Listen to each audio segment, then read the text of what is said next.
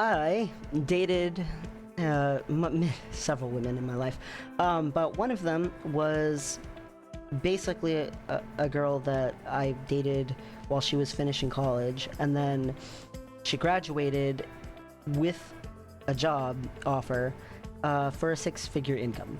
Like, she went from me paying for pretty much everything and her parents paying for pretty much everything because she had nothing to suddenly she has a lot, and she had no idea what to do with it.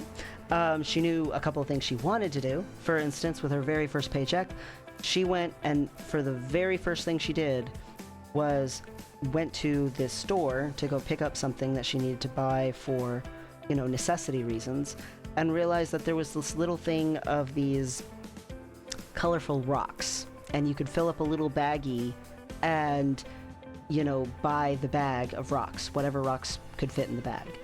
And she did that. And it was silly. It was little. It cost like $2, but it registered for her. Oh my gosh, these rocks are kind of cool. I've always liked rocks, that she always has. I could just buy some rocks. I don't have to be like, oh, will my mom get mad at me? Or, oh, this isn't a necessary thing. If I like them, I can just get them. And that was a big deal for her. Like, that was huge for her. She then went on to buy a handbag, like a really nice one and stuff. And she felt really good about it. I was like, I'm good with budgets. Do you want me to help you make a budget? And she's like, my mom handles all my investments. I have investments. It's fine. And I was like, are you sure? And she's like, what do you mean? Why am I not sure? And I was like, well, there's more to finances than just your mom handles your investments. And she's like, well, I mean, we made a bill pay account. What else do I need? So I thought, man, sometimes in life, you think you are just sort of treading water, and then all of a sudden, there are some people who hit the lottery and they suddenly have a heck of a ton of money out of nowhere. And they don't know how to deal with it sometimes. They're very blown away by it. The truth of this is you can look at the statistics about people losing all their money after they win the actual lottery. Like people who come into large sums of money, say in sports, athletes, a lot of them spend like crazy and don't have a ton of money for the rest of their life. Because you go from being this college kid who's just struggling to make it work, pushing. You go from this high schooler or this college kid who's been struggling to push themselves because they, want to be able to take care of their single mom, or they want to be able to show their, family that they should be proud of them, or whatever it is. And suddenly they have all this money. And they're like, I can do anything, and that feeling can be awesome. And I'm very happy for anyone who has that feeling. That's great. But in actuality, you still need to make a budget. You're rich, that's awesome. But being wealthy, if you want to stay wealthy, means you still got to have some kind of a budget. But your budget's going to be a little different because you can afford for it to be different. If it's a super poor person, I budget with them differently than someone who's wealthier.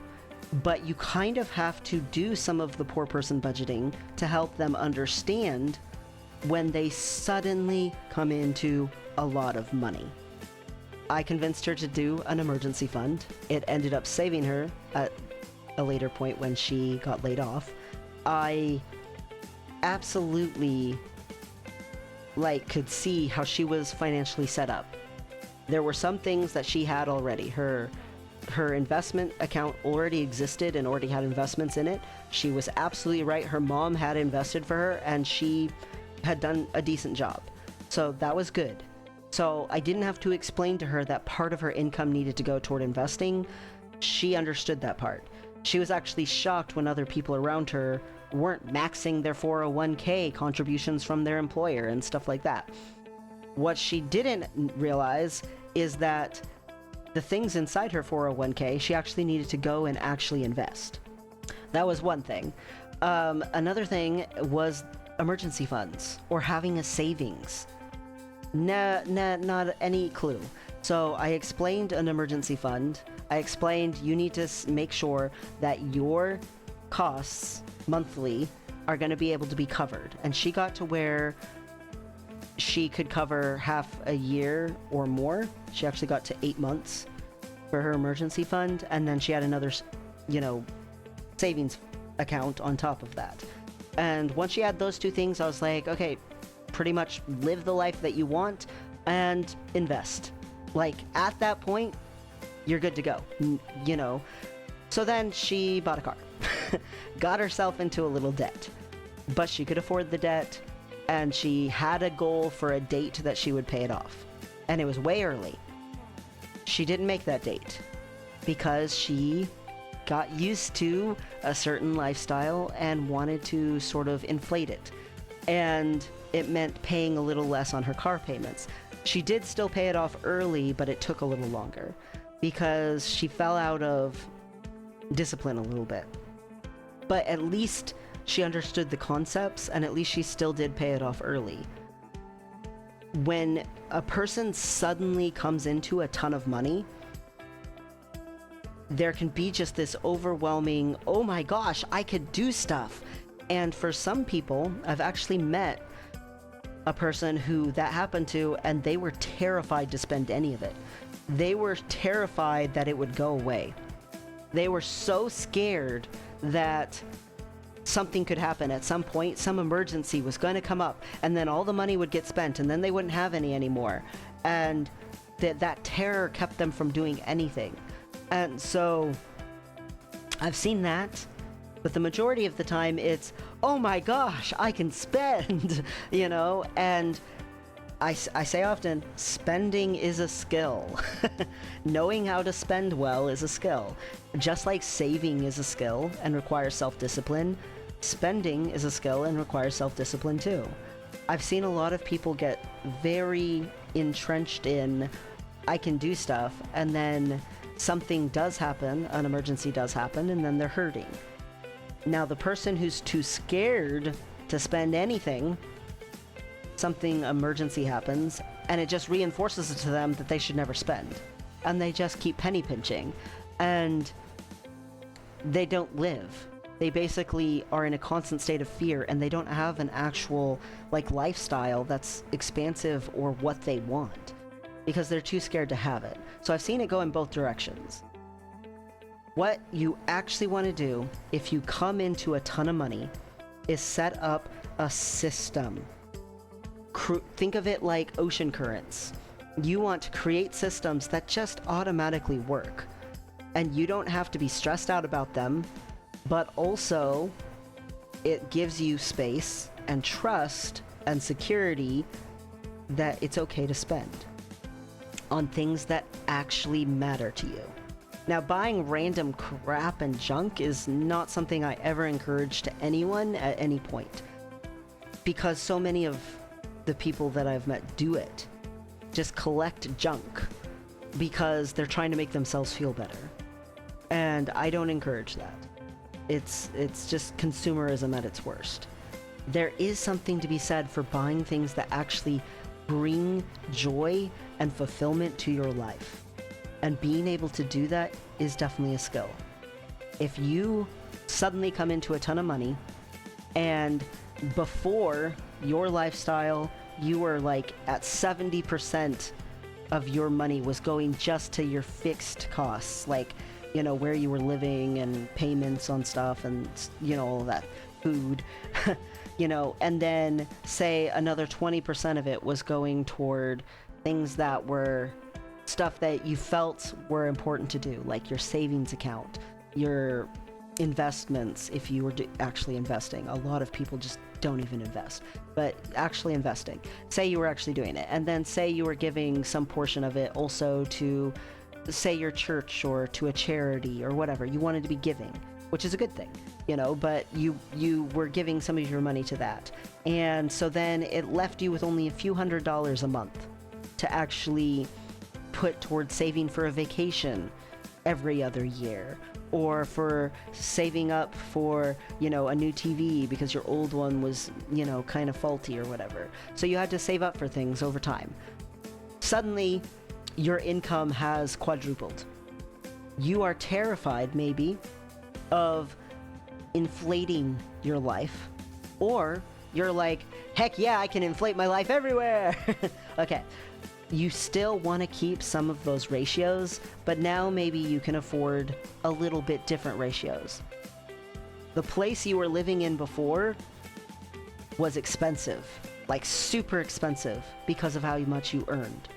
A high wage can overcome a lot of obstacles. You could live in a nicer place, and it's okay. But you don't want that place to still be at 70% of your expenses are now all toward necessities. You can get something that, say, is like 50% of your expenses are necessities. So say you live in a place and it's now taking up like, you know, 25%. Well, that's not that big of a deal, because in actuality, your utilities are now minuscule compared to how much you're earning. So what used to be horrifying when you got your utility bill is now not that big of a deal. Maybe you are like, my food budget, I kind of still eat about the same amount of food, but I'm buying a little nicer food, or maybe I'm buying all organic, or whatever it is. So your food budget goes up some. That's okay. A couple $100s is scratching the surface to how much you earn. It's okay for some inflation. What you want is to end up around 50% toward necessities, and then after that, start building. You want to have a larger portion go into investments than you were before. Maybe before you could only afford to put like 7% of your income into investing. It was small because you couldn't handle more. Maybe it was only even 2%. Okay, your expenses were high enough that you just did not feel comfortable putting more than that in. Not anymore. Now you want to have a nice big chunk going into future investments, because the way that you help yourself feel less insecure about this money could disappear is making sure that the money is perpetuating itself. When you invest it into a low-risk investment, it's helping that money stay the amount that it is. You are combating inflation by getting a certain percent back, and you might even be gaining a little over that. It's helping you not to lose all your money to invest. So you want to invest a decent chunk of it. But it's okay to also have a larger splurge fund. Your splurge money before was small. You had to save up for different things. And now that you have all this money, you might not have to save up so much. Your income's quadrupled. Before, you might have had to save up a few months for the TV you wanted. Now you can just walk in and buy it. That's a difference. And you gotta make sure that you put some sort of boundary on that splurge money so that you're not detracting from the fact that you still do have a life that needs to be kept going. It's really important to invest, and way too many people who come into a ton of money all of a sudden don't start investing. And it really is important to research your investments. It's so important to research your investments, to know for sure what you're getting into as much as you can, to plan it, talk to someone if you need to, but don't talk to a financial advisor who charges you a percentage. Those guys are usually scam artists. Talk to someone who charges you per hour. And you're new to having lots of money. You're like, holy crap, this guy charges $500 an hour to talk about my finances. I can't afford to pay for someone $500 an hour. You can. It doesn't feel like it because it's all of a sudden. In actuality, $500 an hour is way cheaper than someone who's charging you 2% or 1% on all of your earnings, period. Like, just take and swallow the fact it's gonna be okay if I pay this person to help me with my finances because I have no clue. I have no idea. But if you do have some clue, or you do have an interest in getting some clue, it's okay to research stuff yourself and choose your investment.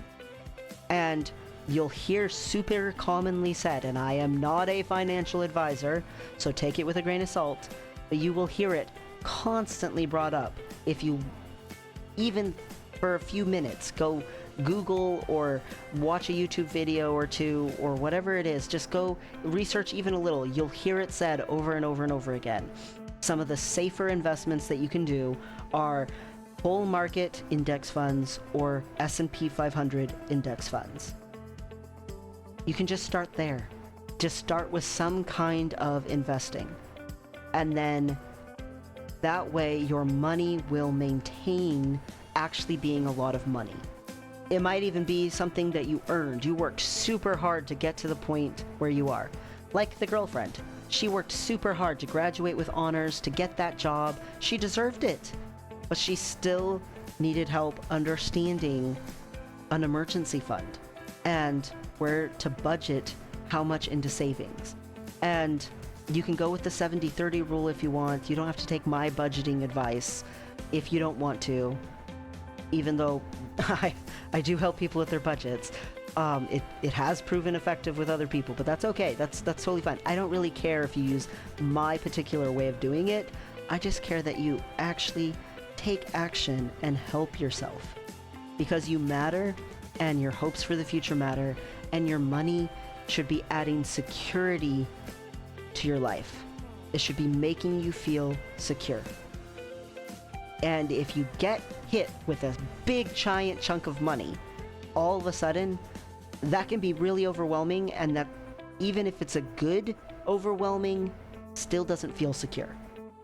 And so if you can take a deep breath, step back a little bit, and set up some automatic systems, some ocean currents to swirl that money in a good direction without you having to constantly pay attention to it, it can be a big, massive sigh of relief and create security and help you keep that money growing for the rest of your life instead of you using it all up right away. Don't get a quadrupled income and immediately go get a house loan. Don't get a quadrupled income and immediately go buy a car. It's okay to buy a little bag of rocks, for sure. That was $2. It's okay to buy a handbag.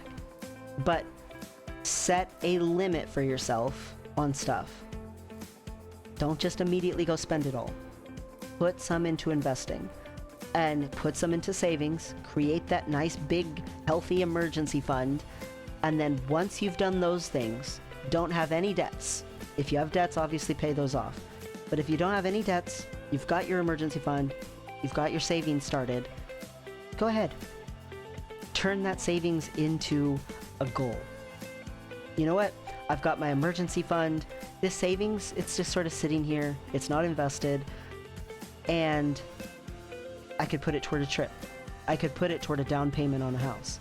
I could actually, now that I'm set up, start to create that lifestyle that this giant chunk of money allows. Get yourself set up, but make sure you've got your emergency fund. Make sure you're set up with automatic investing.